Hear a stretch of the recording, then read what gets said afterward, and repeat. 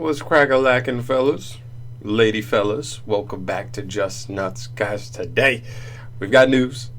We got some pretty cool news. Nothing crazy, but it's something that for some specific players will find very interesting. And what we got here is Kujikiri Amulet, which is a new card revealed for Ignition Assault. Probably the first set we'll get come early 2020. But it's a cool card. It's a cool draw card.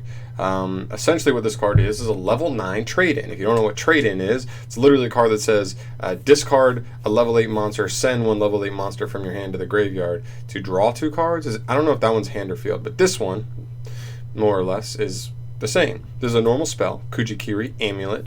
You can only activate one of this card's name per turn, and it reads as follows. Send one level 9 monster from your hand or face-up field to the graveyard as cost to draw 2 cards. Obviously, this is huge Ash bait. This is a super neg for you, probably, if your opponent has Ash, but still, for some very specific decks, this could be a very nice card for consistency. I mean, we see Allure of Darkness and stuff being played. You see Trade-In being played in decks that actually play enough level 8s, and this is kind of the same. Just it needs those specific decks, but in those specific decks, it is very good. So when we're looking at this, obviously it's a pretty simple card. There's not too much to break down here. Just a nice consistency piece / something that maybe if it's a deck that wants stuff in the graveyard, it can help with that. But what I want to look at here is I want to take a look at what really, helps this card or where this card actually fits in. So I did some digging. I did some research, some R&R, R&D, no R&D, R, just R. Just research. Pretty much looking for any level 9 monster that has any kind of relevancy to this card. And I think clearly and without any argument, I think Generaids easily fit this card in the most, more than any other deck. I'm talking this is the deck where literally this new card, Kujikiri Amulet, literally becomes an automatic 3 of. Or if you don't like 3 because it is a once per turn, at least a 2 of. Automatic 2 of, maybe a 3 of if you're feeling foxy. It's that good in this deck because this deck literally runs between 10 and 15 level 9 monsters, and that's really as high as you're going to get specifically on level 9. There are decks that have level 9s, but they don't run enough of them to really make that card worth, because if you draw that card without a level 9, it's literally a complete blank. And if you run it in a deck that plays not really enough level 9s, you just you draw the one level 9 that you want, but you don't want to send that to the graveyard because you like to draw 2 cards because it's the one you want. It's the one piece of your engine for some of these cards. So I don't know. It's hit or miss for a lot of decks, but I think Generaids is the one deck where it truly is phenomenal. I've seen builds that were really trying to make use of the True King engine in here, so that's even more level 9s. We'll get to those in a minute. Well, yeah, and by a minute I mean right now. True Kings again is another one. The only way I think this actually works is that True Kings are searchable with diagram and stuff, so you have a very good access to getting to these pretty easily already, so it makes that card a little bit better because you could literally, if you just wanted to draw 2, you literally could just get one just to send it to draw 2, just to try and dig for something if you didn't really have an optimal hand. Although I do question if this deck really plays enough, because when you think about the numbers, I don't know what the exact number is to make it mathematically worth to play that card. But considering I've never really seen Trade-In really be quite worth outside of a Blue Eyes deck profile, kind of says something, right? Blue Eyes is a specific level 8 deck that makes rank 8s and stuff. Maybe Galaxies, I could maybe see it being a thing, but outside of those, I don't really see it. So I don't think 6 is quite enough. I think you need to be closer to 10. I think once you're around 10, that's when it's probably around the number, especially if you have other draw power to have you draw into those cards more often that are going to make the draw 2 live and stuff. But definitely just one of the more relevant level 9 cards. Don't forget it's this one, Mariamne, and also Barastos as well. Next up is the 3 cards that are actually fairly new: Nightmare Incarnation Idli, World Legacy Guard Dragon Mardark, and also Deus Ex Crawler. These are 3 new level 9 monsters, all kind of supporting the World Legacy archetype. Mardark more specifically than the other ones, but Deus Ex Crawler being a nice crawler card. And Idli being kind of a little more generic than those, but just kind of link hate. But they're pretty good cards nonetheless. I think that's what's important to see here.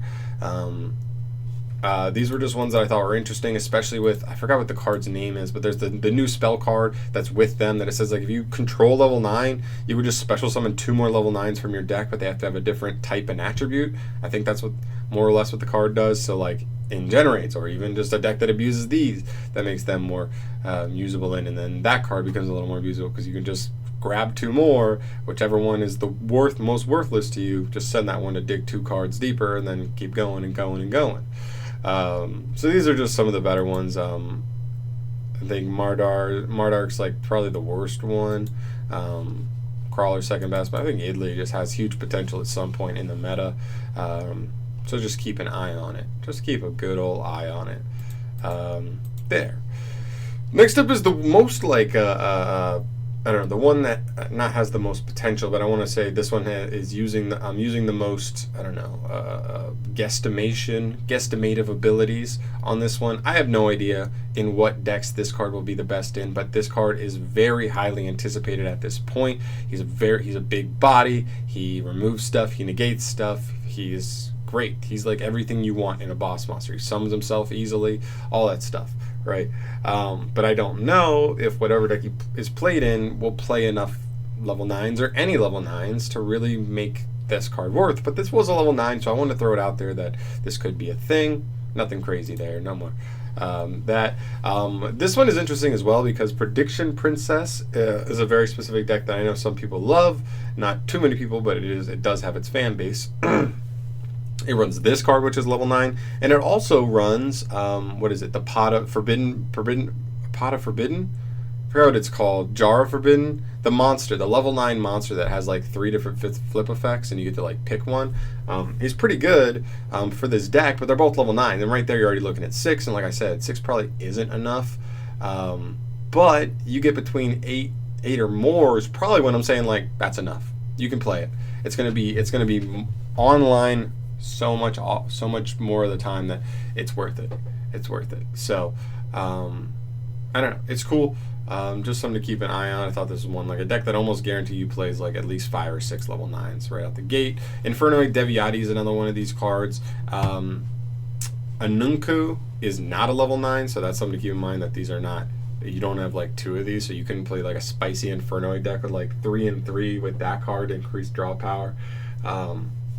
But I thought it was an interesting card to note. Cosmo Dark Eclipser, all the other ones, Dark Planet, what's like the main one? I can't remember the main ones, right? Dark Destroyer, like they're different levels. I think they're literally 8 and 10, so like this one's right in the middle.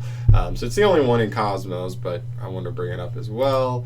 Oh, and that's a thumbnail for another video. But that's pretty much it. Nothing crazy here. I just wanted to note some possible, like the cards that I think will have the most potential. I think Generates for sure. This card is huge with, because I thought like that's one of those things, right? It's with like same thing with Blue Eyes. Like the reason people are like one of the worst parts about Blue Eyes, Red Eyes, Dark Magician.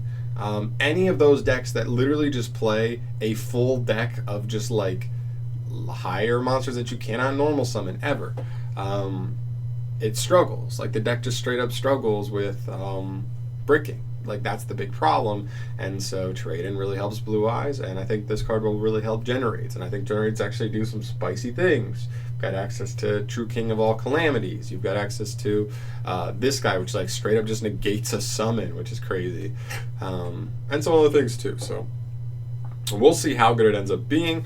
I've rambled on for too long about one simple draw card, so I'm sorry about that, pushing this video a little longer than it probably should be, but just, you know how I am. Guys, as always, if you made it this far, go ahead and subscribe to the channel, because it means you probably enjoyed my ramblings to this point, so why not enjoy them in the future? And I think that's pretty much it. Definitely going to keep an eye out for any more news. I knew we were going to start getting more and more Ignition Assault stuff. Hopefully this is just the beginning. We'll start steamrolling, but yeah, I'll keep you updated on that. Thank you so much for watching, guys. As always, subscribe, and I'll see you in the next one. Peace.